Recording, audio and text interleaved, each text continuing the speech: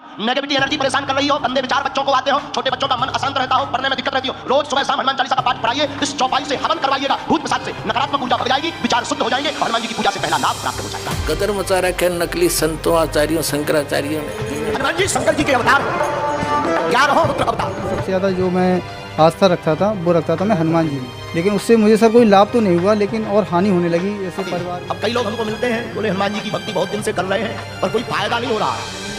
ये नकली पंथ चलवाइए। हनुमान जी जाने वाले नहीं हैं, आज भी हैं, अभी भी हैं, सर्वत्र हैं। 10 लाभ हैं हनुमान जी की पूजा।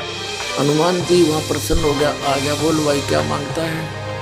जो हनुमान जी का भक्त होता, हनुमान जी की पूजा करता, वो कोर्ट में, कचहरी में, मुकदमा में, बंधन में, उच्चाटन में, मारण में, वशीकरण में अगर बंधा हो तो वो हनुमान चालीसा पाठ से, हनुमान जी की पूजा से मुक्त हो जाता। पुण्यात्माओं, इस काल के दूतों ने यो 9 मन सूत उलझा रखा है अज्ञान का।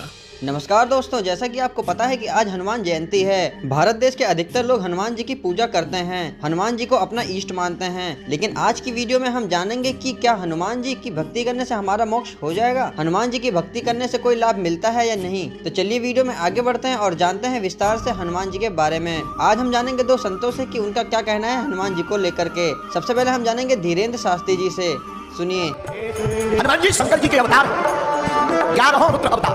इसलिए हनुमान जी बंदर नहीं है, किम पुरुष है। उसकी जैसी भावना होती है उसको भगवान वैसा ही दिखाई पड़ता है। जो हनुमान जी भी कामोद्ययी है, ज्ञानी नामाग्रगण्यम है, सकल गुण निधानम है, वानरा रामधीसम है, रघुपति प्रिय भक्तम है। हनुमान जी भी किम पुरुष है। अब कई लोग हमको मिलते हैं, बोले हनुमान जी की भक्ति बहुत दिन से कर रहे हैं पर कोई फायदा नहीं हो रहा है।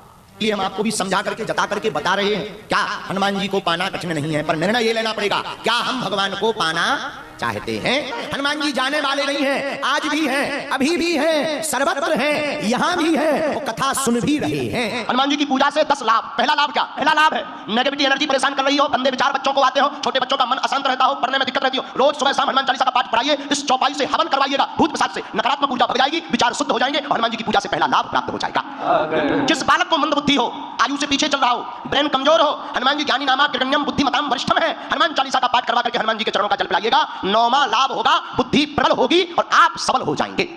तो दोस्तों, आपने सुना बागेश्वर धाम के पीठाधीश्वर धीरेन्द्र शास्त्री जी से। इनका कहना है कि हनुमान जी की भक्ति करनी चाहिए और उससे खूब सारा लाभ मिलता है।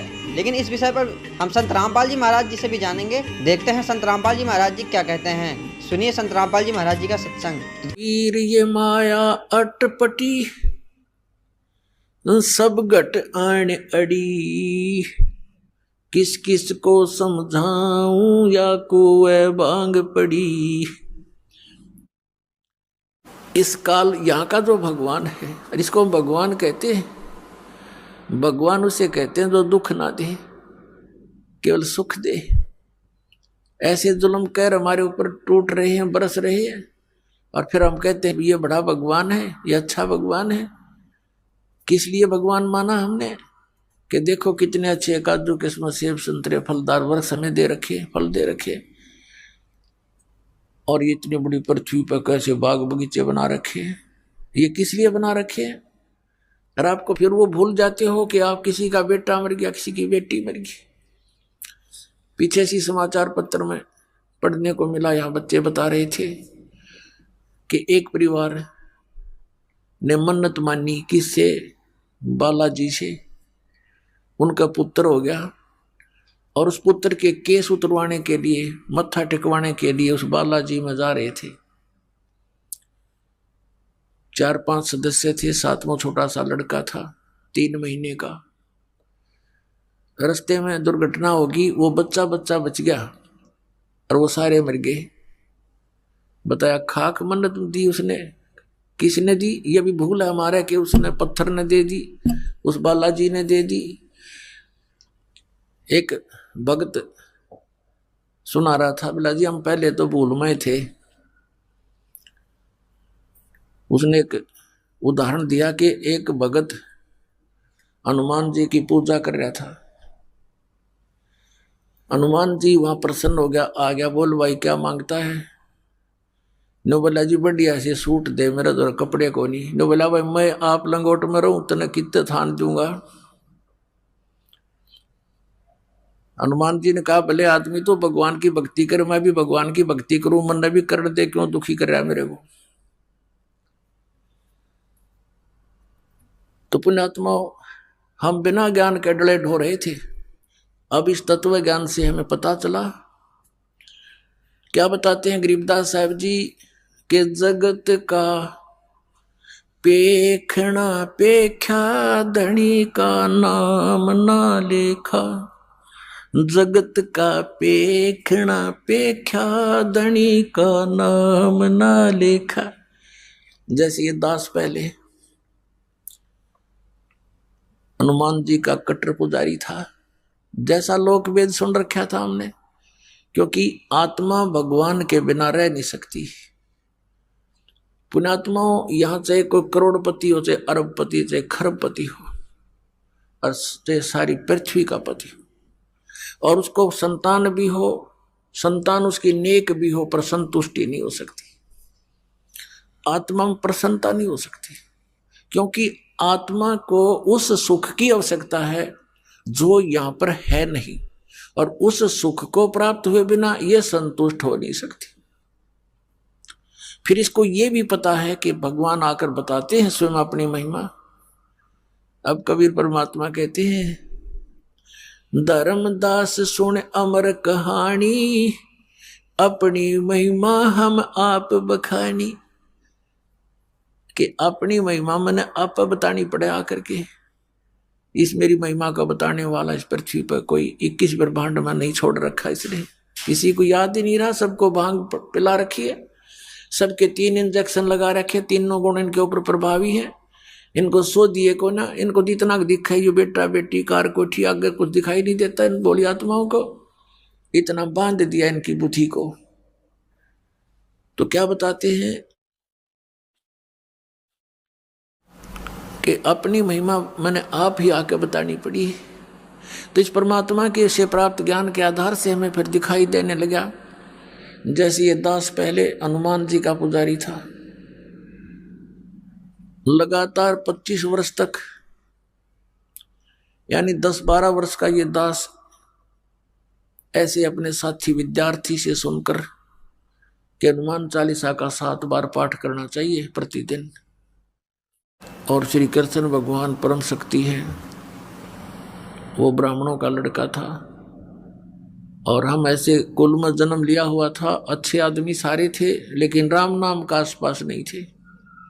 राम की तो दिन में चर्चा भी नहीं चला करती, दिन रात में कभी भी अपना पेट भरने के धंधे में जुड़े रहते, हमें भी जोड़े रहते। तो उससे थोड़ा पता लगा, एकदम आत्मा उभरी, तो जैसा लोक वेद सुना था उसके आधार से दृढ़ होकर लगे। कोई गुरु नहीं, लेकिन चाह भगवान की घड़ी, गीता जी का पाठ करने लगे, विष्णु भगवान श्री कृष्ण भगवान को इष्ट, फिर हनुमान जी याद आ गए, हनुमान जी इष्ट, फिर और कोई शंकर भगवान की महिमा सुनी, वो भी इष्ट। यानी हमने 36 खत्म कर रखे थे, लाभ कुछ भी नहीं था। यदि पूर्व संस्कार से कोई हमें लाभ होता था, क्योंकि बच्चे पढ़ते हैं, उनको तो यही बड़ी बात होती है कि वो परीक्षा में पास हो जाए। तो परीक्षा में पास होते थे। हनुमान जी की बाबा श्याम जी दादा लाई पूजा थी, उनका शुक्र मनाते, फिर श्री कृष्ण जी विष्णु जी का शुक्र मनाते, फिर श्री शंकर भगवान का शुक्र मनाते और खुश हो जाते। बस पास हो गए, फिर भूल जाते, अगली परीक्षा में फिर याद करते बस। और फिर जैसे वहाँ हुआ, फिर संतान की इच्छा होती है। हम संतान को सबसे पहले पुत्र प्राप्ति की इच्छा करते थे। अज्ञानता के कारण हमें ज्ञान नहीं था, लेकिन पुत्र और पुत्री में पुण्यात्माओं भूल का भेद मत करना। काल ने हमें यहाँ मूर्ख बनाकर पीड़ित करने के लिए, दुखी करने के लिए यहाँ इस तरह की गलत रीति रिवाजों में जोड़ रखा है। तो पुत्र उत्पन्न हुआ, बड़ी खुशी मनाई, नौकरी प्राप्त हुई, फिर भगवान के गुण गाए। अब पता चला कि जिन भगवानों को हम ये मान रहे थे कि ये हमें सब कुछ दे रहे हैं, वो ना कुछ दे सकते, ना हमसे कुछ ले सकते। ये स्वयं स्वीकार करते हैं कि हम केवल नियमित कार्य ही कर सकते हैं, जिसके भाग में जैसा है पुण्य या पाप हम उनको एज इट इज पूरा भुगवाना हमारा कर्तव्य है, उसमें कोई परिवर्तन नहीं कर सकते, अनुग्रह नहीं कर सकते। और श्री शिव पुराण के अंदर ये काल भगवान ब्रह्मा विष्णु और अपने पुत्र शिव को, शंकर को वहां संबोधित करता हुआ कह रहा है कि तुम सभी को अलग अलग विभाग दिए हैं, सतिथि, उत्पत्ति, संहार, लेकिन ये अनुग्रह तुम नहीं कर सकते किसी पर। अनुग्रह माने कृपा। तो फिर ये भगवान की से जब अनुग्रह नहीं कर सकते, हम दुखी हैं तो दुखी देखे जाएंगे, इनका भी कोई भी वश नहीं चलेगा, क्योंकि इनकी पावर से बाहर की बात है। तो हम इनसे ही ये सब लाभ मान रहे थे। तो यहां परमात्मा कहते हैं जगत का पेखना पेख्या धनी का कितना नाम ना लेखा। जो हमें सब कुछ दे रहा था, हमें सब कुछ उपलब्ध करा रहा है, हमारे दुखों का निवारण कर सकता है, उसका कहीं नाम भी नहीं, जिक्र भी नहीं। अब इस प्रकार से हम परमात्मा की भक्ति महिमा से अपरिचित होकर के ये सब क्रियाएं कर रहे थे और इन भगवानों पर आश्रित थे। कबीर परमेश्वर जी कहते हैं कि धर्मदास सुन अमर कहानी, हमने अपनी महिमा आप बखानी।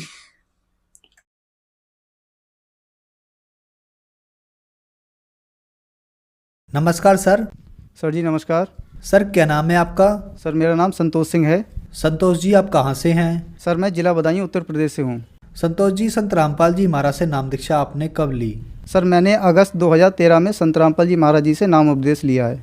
सर संत रामपाल जी महाराज से नाम दीक्षा लेने से पहले क्या आप कुछ भक्ति साधनाएं भी करते थे? हाँ सर मैं करता था, जैसे शंकर भगवान हैं, हनुमान जी हैं, इनकी पूजा करा करता था। लेकिन सबसे ज़्यादा जो मैं आस्था रखता था वो रखता था मैं हनुमान जी में। और हनुमान जी का जैसे मंगलवार का व्रत है या प्रसाद चढ़ाना वो करा करता था। फिर कुछ लोगों ने बताया कि सावन के महीने में शंकर भगवान पे जल चढ़ाइए शिवलिंग पे, उससे आपको लाभ मिलेगा। तो हम लोग सावन के महीने में शंकर भगवान का जल ला के चढ़ाया करते थे। लेकिन उससे मुझे सर कोई लाभ तो नहीं हुआ, लेकिन और हानि होने लगी। जैसे परिवार में लोग, जैसे मम्मी हमारी बीमार रहा करती थी, मैं भी बीमार रहा करता था, तो उससे लाभ तो सर कोई नहीं मिला मुझे। तो फिर आप संत रामपाल जी महाराज की शरण में कैसे आए, क्या कारण बना? सर कारण तो इसका काफ़ी लंबा है। जैसे मैंने 2010 में अपनी मैरिज की थी। सर मेरी एक बेटी हुई, वो सर काफ़ी समय तक लगभग बीमार रही, उसका इलाज भी चलता रहा, लेकिन मुझे कोई लाभ नहीं हो रहा था। मैं मंदिर है, मस्जिद है, सब जगह जाता था, लेकिन वहाँ पे जितने भी पंडित हैं या मुल्ला हैं ये हमें ठगा करते थे। तो एक बार हमारी जो पत्नी है उनकी मम्मी साधना चैनल पर सत्संग देख रही थी, तो उन्होंने देखा संत रामपाल जी महाराज जी का सत्संग आ रहा है।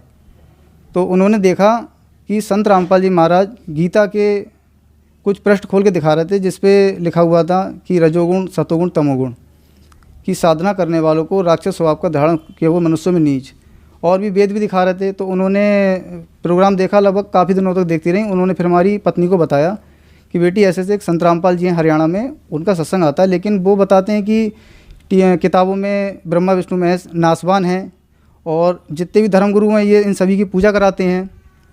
तो उन्होंने मुझे बताया, मैं वैसे ही बहुत परेशान था, भाई ये संत रामपाल जी का जो ज्ञान है, ज्ञान तो सही है, तो ये लेकिन मुझे हरियाणा जाना होगा। सर मैंने जैसे यहाँ से बदायूं से अपने हरियाणा गया संत रामपाल जी महाराज जी के आश्रम में, और वहाँ जाने के बाद वहाँ की मैंने व्यवस्था देखी कि व्यवस्था कितनी अच्छी है। फिर वहाँ पे संत रामपाल जी महाराज के कुछ हमें वहाँ पे अनुयायी मिले, उनसे मैं मिला। मिलने के बाद उन्होंने मुझे कुछ नियम बताया कि संत रामपाल जी के नियम है, जैसे पान पुड़िया सिगरेट दारू मीट मछली इसका सेवन नहीं करना है।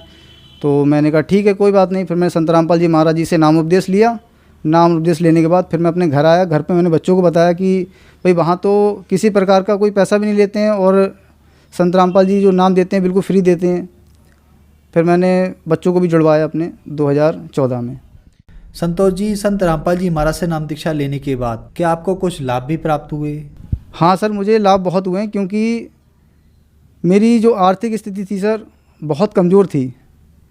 क्योंकि जिस पे दुख बीतता है ना सर, वही जानता है कि कहते नहीं है, जब अपने किसी प्रकार का कोई दुख होता है तो वो दूसरों को नहीं बता सकता और ना दूसरा कोई इंसान समझ सकता है। जैसे मेरी एक बेटी थी, तो उसका मैंने इलाज करवाया था, तो सर 5.5 महीने सर उसका इलाज चला, लेकिन उस पर कोई भी मेडिसिन काम नहीं कर रही थी। मैंने उस समय संत रामपाल जी से नाम नहीं ले रखा था, लेकिन उसका इलाज कराते कराते वो लेकिन ख़त्म हो गई। फिर मुझे देवी देवताओं पर विश्वास नहीं रहा। मैंने कि ऐसे भगवान कैसे हैं कि अपने हम भक्ति भी करते हैं और हमें कोई लाभ भी नहीं मिलता है। फिर मुझे संत रामपाल जी के बारे में जब पता लगा, मैं संत रामपाल जी महाराज जी से नाम लिया। नाम लेने के बाद मेरी हल्के हल्के आर्थिक स्थिति ठीक हुई। जो मेरे पे कर्जा था, उस कर्जे से मेरा उद्धार हुआ। और मेरे घर में सर, मैं आपको बताता हूँ कि मेरे घर में जब मेरी शादी हुई थी तो मेरे पे सिर्फ टूटी चारपाई थी, उसी पे हमारा सोना। घर में कोई आ जाता तो बैठने तक की व्यवस्था नहीं थी हमारे घर में। आज परमात्मा की दया से हमारे घर में सब कुछ है।